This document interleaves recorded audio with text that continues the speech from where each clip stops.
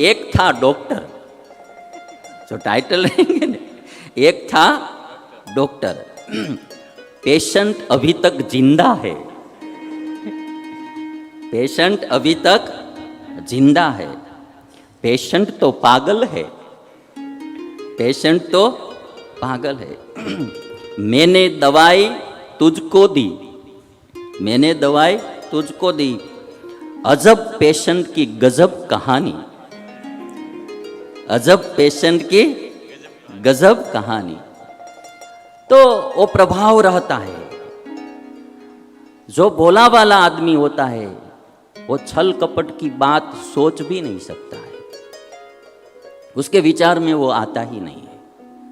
और जो कपटी आदमी होता है, चालबाज, उसके दिमाग में कभी सीधी बात आती नहीं, वो हर हमेशा चालबाजी के बारे में ही सोचता रहता है।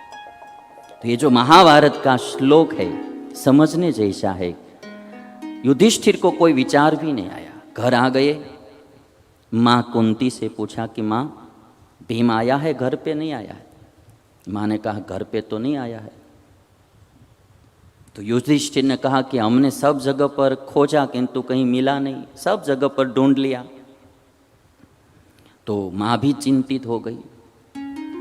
जब से पांडव कुंती पांचों पुत्रों के साथ हस्तिनापुर में आई है, तब से दुर्योधन जलता ही रहता था। दुर्योधन को यही हो रहा था, दुर्योधन जब उत्पन्न हुआ तब तो ये लोग यहाँ थे नहीं, तो दुर्योधन को बचपन से ही ये भावना हो गई थी कि ये हस्तिनापुर मेरा है, ये राज दरबार मेरा है, ये बाहर से कहाँ से आ गए। गांधारी समझाती है कि बेटा ये भवन तुम्हारा भी है, उनका भी है, किंतु उसको वो समझ में आता ही नहीं था। तो वो भवन में से निकालने का ही प्रयत्न करता रहता था। पांडवों को बचपन से ही परेशानी शुरू कर दी थी उन्होंने, परेशान ही करना पांडवों को। तो माँ भी चिंतित थी। युधिष्ठिर को तो बुरा विचार नहीं आया था, किंतु कुंती माता को इतना तो हुआ कि जरूर कुछ मेरे भीम के साथ गलत हुआ होगा। तो माँ अति चिंतित हुई, तुरंत विदुर जी को बुलाया। विदुर जी आए। विदुर जी ने आश्वासन दिया कुंती को। विदुर जी ने क्या कहा? दीर्घायुषस्तव सूताः। विदुर जी कहते हैं कि तुम्हारे पुत्र तो दीर्घायुष है। यथोवाच महामुनि, महामुनि ही व्यास मुनि ही, व्यास मुनि ने कहा है कि तुम्हारे पुत्र तो दीर्घायु होंगे। एक बात याद रखना, कोई कितनी भी चालबाजी करता है, कितनी भी चाल चलता है बुरी चाल, किंतु जिसका रखवाला भगवान होता है उसका बाल भी बांका नहीं होता। अंत तो गत्वा विजय तो धर्म की ही होती है, अधर्म की कभी भी नहीं होती है। आप महाभारत की कथा देखेंगे तो एक और दुर्योधन, दुशासन और शकुनी, तीनों सदैव के लिए छल और कपट की जाल बिछाते ही रहते थे। पांडवों को फंसाने के लिए, पांडवों को परेशान करने के लिए छल कपट की जाल बिछाते रहते थे। और एक तरफ अकेले विदुर जी थे, हर जाल में से पांडवों को बाहर निकाल देते थे, हर जाल को काटकर पांडवों को बाहर निकाल देते थे।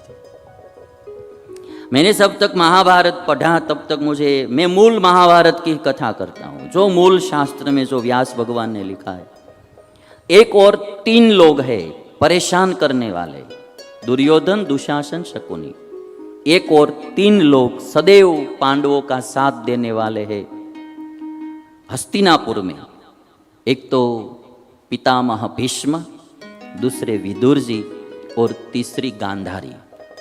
धृतराष्ट्र की पत्नी होने पर भी भाव प्रेम कुंती को देने वाली गांधारी भी है। गांधारी ने कभी भी अन्याय नहीं किया है। और बाद में तो थोड़ा जीवन आगे बढ़ेगा तो चौथा हित चिंतक और भाव प्रेम और सहाय करने वाले स्वयं श्री कृष्ण भगवान आ जाएंगे। बाद में तो बात ही कुछ और हो जाएगी। इसलिए मैं देखता हूं कि एक और ये 3 लोग परेशान करते रहते, एक और ये 3 लोग भाव प्रेम देते रहते। परिवार में 2 प्रकार के लोग मिल जाएंगे आपको, कोई सुखी करने वाले भी मिलेंगे तो कोई दुखी करने वाले भी मिलेंगे। परिवार में सब समान नहीं होते हैं। परिवार होता है 5 आदमी का, 10 आदमी का या 5-25 व्यक्तियों का एक परिवार होता है, कुटुंब होता है। उसमें थोड़े कुछ लोग सुख करने वाले भी होते हैं, थोड़े कुछ दुख करने वाले, थोड़े कुछ ऐसे भी लोग आ जाते हैं जो हमको दुखी करते हैं, थोड़े कुछ ऐसे भी आ जाते हैं जो सुखी करते हैं। आज विदुर जी सुख देने वाले व्यक्ति थे। विदुर जी ने अपने सुख के बारे में कभी भी सोचा ही नहीं है। एक दादा भीष्म ने अपने सुख के लिए कभी भी नहीं सोचा है, हस्तिनापुर और हस्तिनापुर की प्रजा के सुख के बारे में ही सोचा है। एक विदुर जी थे, अपने सुख के बारे में कभी भी नहीं सोचा। ऐसी ही गांधारी थी। तो विदुर जी कहते हैं, दीर्घायुषस्तव सूता यथोवाच महामुनि आगमिष्यति ते पुत्रः।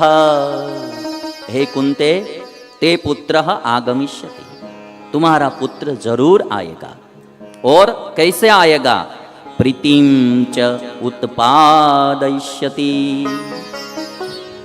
आगमिष्यति ते पुत्रः प्रीतिम चोत्पादयिष्यति। आएगा और आप सबको आनंद भी उत्पन्न करेगा, प्रीति भी उत्पन्न करेगा।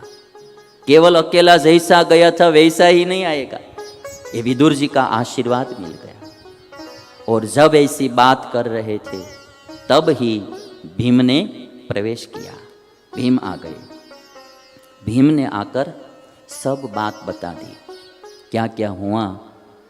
पहले तो पता नहीं था, किंतु जहर उतर गया तो वहाँ नाग लोगों ने सब बात कही थी, तो पता चल गया कि ये दुर्योधन ने मुझे जहर खिलाया।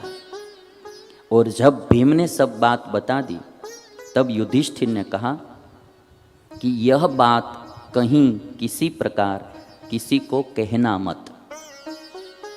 दुर्योधन ने तुमको जहर खिलाया भोजन में, वो बात किसी को कहना मत। ये हमारे परिवार की बात है, उसको परिवार में ही रखना, किसी को कहना मत।